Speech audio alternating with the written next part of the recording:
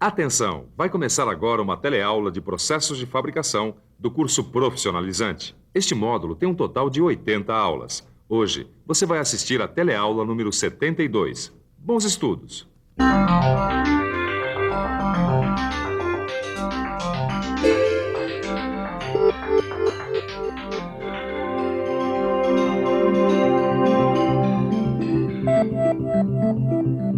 Na teleaula passada, você conheceu as operações de cortar e dobrar executadas com o estampo. Na teleaula de hoje, você vai conhecer uma outra operação que também utiliza o estampo. É o repuxo. Você vai ver que o repuxo é um processo de fabricação que dá a uma chapa metálica formas volumétricas, ocas, previamente definidas. Vai conhecer as ferramentas que executam esse trabalho e ter uma ideia geral do processo. É através do repuxo que são feitos, por exemplo, alguns utensílios domésticos que nós usamos no nosso dia a dia. Objetos como bacias, formas de alumínio, canecas e tantos outros objetos parecidos são feitos com esse processo de fabricação que você vai conhecer hoje. Por isso, muita atenção, que a nossa teleaula está apenas começando.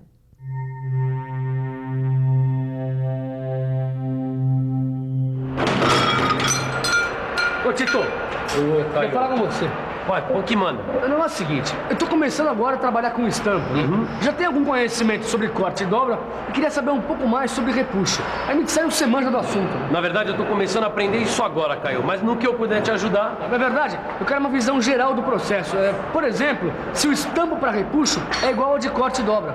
Na verdade, eles têm as mesmas características, ou seja, são formados por um punção e uma matriz que vão dar forma à peça.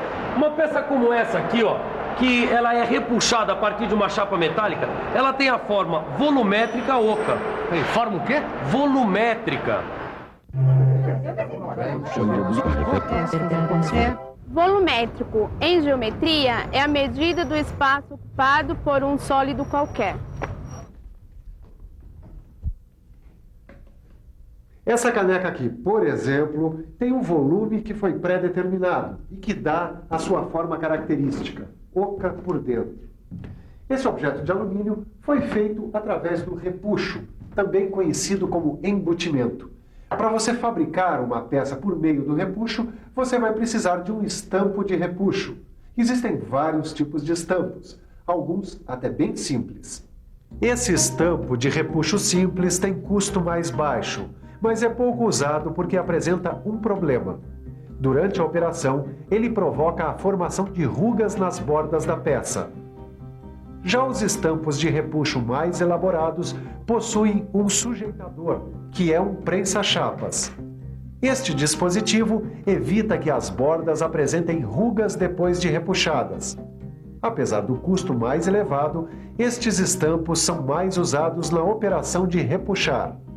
A função do prensa-chapas é, como o nome diz, manter a chapa sob pressão para fazer com que a chapa deslize apenas para o interior da cavidade da matriz, sem formar rugas. Para que essa operação se processe com êxito, é necessário um cálculo envolvendo a regulagem da pressão. Quando uma operação de repuxo termina, acontece o seguinte: a peça já moldada fica presa à matriz do estampo de repuxar. Isso acontece devido à propriedade de recuperação elástica do material. Para retirar a peça da cavidade da matriz, existe um dispositivo chamado extrator.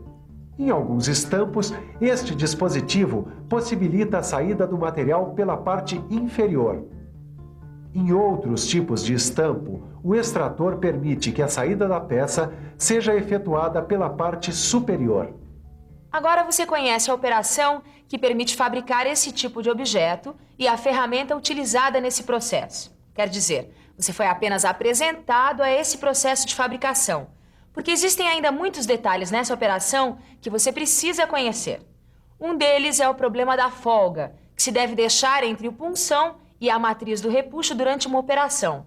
Calcula-se a folga conforme o tipo de material, utilizando fórmulas específicas que você encontra no seu livro de estudos. Os valores de folga correspondem à espessura do material mais um coeficiente empírico. Para uma chapa de 1 milímetro de espessura, por exemplo, esse coeficiente varia de 6% a 63%, dependendo do material. Agora, Por que isso? Para evitar o excesso de atrito, que provoca rachaduras e marcas na peça repuxada.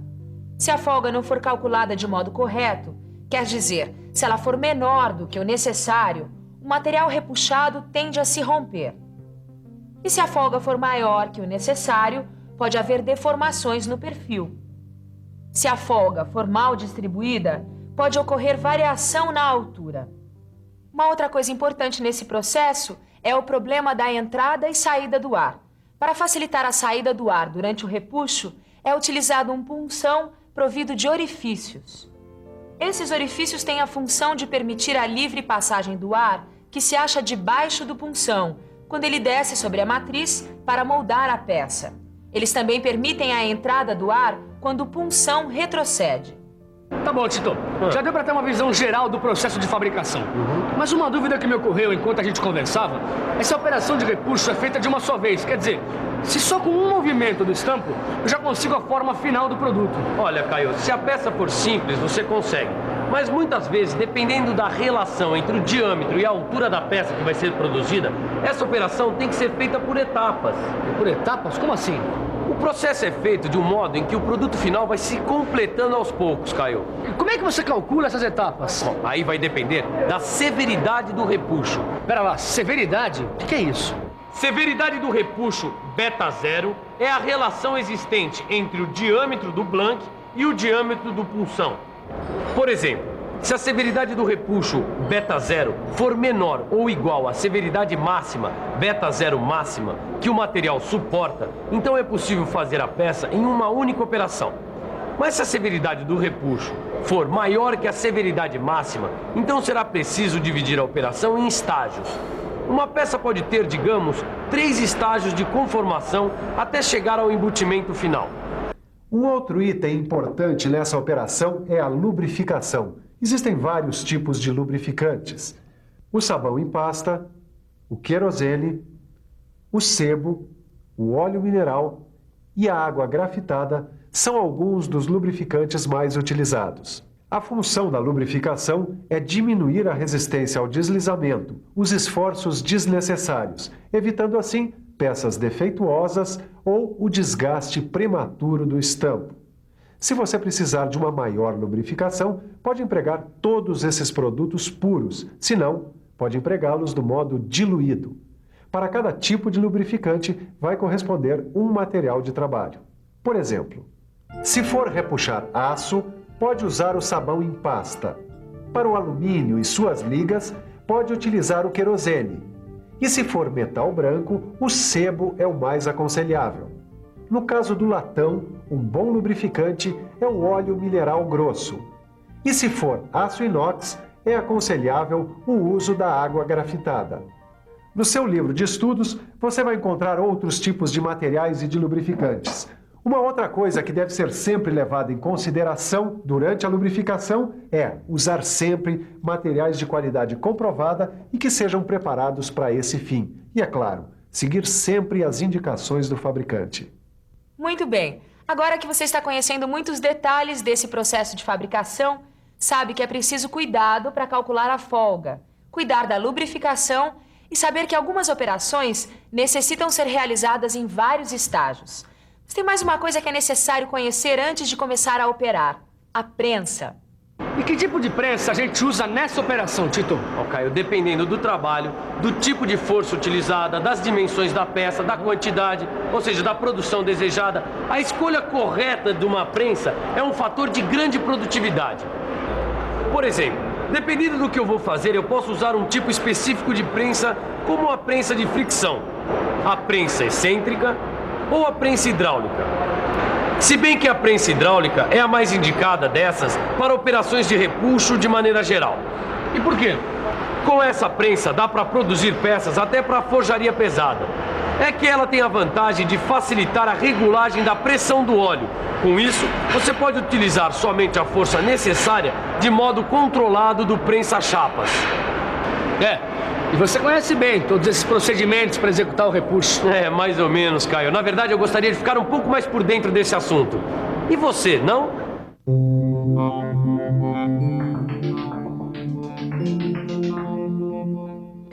O desenvolvimento da técnica de repuxar exige que sejam observados alguns procedimentos para que o repuxo tenha êxito.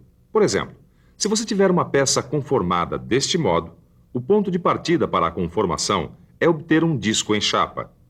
As dimensões deste disco podem ser calculadas tanto gráfica como matematicamente. Consegue-se, deste modo, uma chapa com a forma adequada ao repuxo. Em ferramentaria, essa chapa é conhecida como blank. Conhecendo o diâmetro do blank, é possível calcular a severidade do repuxo. Neste caso, a severidade do repuxo é maior que a severidade máxima. Portanto, deve-se calcular o número de operações a ser executado. Em uma peça cilíndrica, deve haver uma redução de 40% do diâmetro do blank no primeiro estágio, isto para conformar a peça com o diâmetro D1. Para os estágios seguintes, a redução deve ser de 20% até o embutimento final. No nosso caso, este embutimento é realizado em 5 operações. Ô Tito, valeu. Deu pra aprender muita coisa sobre o repuxo. Olha, deu pra reforçar tudo que eu tô aprendendo também, Caio. Mas por falar nisso, eu acho que tá na hora de uma boa revisão. E atenção, se liga aí que é hora da revisão. Na teleaula de hoje, você conheceu o processo de fabricação conhecido pelo nome de repuxo ou embutimento, através do qual são feitos, entre outras peças, utensílios domésticos como bacias e panelas de alumínio. Conheceu também a ferramenta usada na execução desta operação, os estampos de repuxo. Viu que os estampos podem ser simples ou mais elaborados, sendo que os primeiros possuem o inconveniente de causar rugas nas bordas da peça trabalhada. Já os mais elaborados evitam esse problema graças a um dispositivo chamado prensa-chapas. Constatou que a operação de repuxo tem que levar em conta a folga deixada entre o punção e a matriz para não provocar atrito, e que um repuxo, muitas vezes, pode necessitar de vários estágios até o embutimento final. Conheceu os principais lubrificantes empregados na operação de repuxo e viu que a prensa hidráulica é a mais utilizada neste processo de fabricação, por facilitar a regulagem da pressão do óleo. Finalmente, aprendeu sobre alguns procedimentos que devem ser observados na operação de repuxo para que ela tenha êxito. Agora é com você, hein? Não deixe de estudar com o auxílio do seu livro, para aprofundar todas as questões que você viu aqui. E é melhor você fazer isso enquanto ainda está quentinho, hein? Então, até a próxima!